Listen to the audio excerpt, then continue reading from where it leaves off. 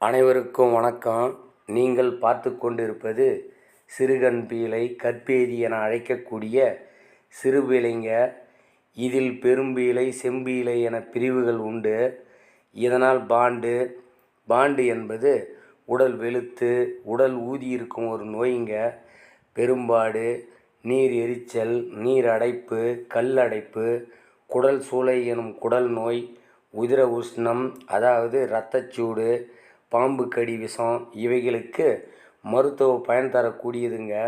இதன் வேரை கொண்டு வந்து சம எடை பனை வெல்லம் சேர்த்து மை போல் அரைத்து 1/4 லிட்டர் பசும்பாலில் கலந்து காலை மாலை குடித்து வர கல்லடைப்பு, நீரடைப்பு, பாண்டு, பெரும்பாடு, இரத்தச்சூடு இவைகள் நீங்கும். அரிசி கஞ்சியோ அல்லது வேறு எதுவோ கஞ்சியிலோ இதன் வேரை சேர்த்து காய்ச்சி குடித்து வர உடம்புக்கு நல்ல வலிமையை தரும்.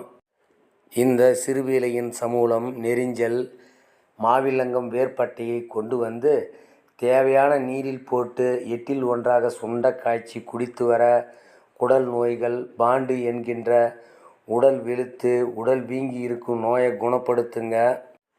இதன் வேரை மட்டும் தனியே உட்கொள்ள பாம்பு கடி விஷம் இறங்கும். மீண்டும் அடுத்த பதிவில் சந்திக்கலாம் நண்பர்களே. நன்றி, வணக்கம்.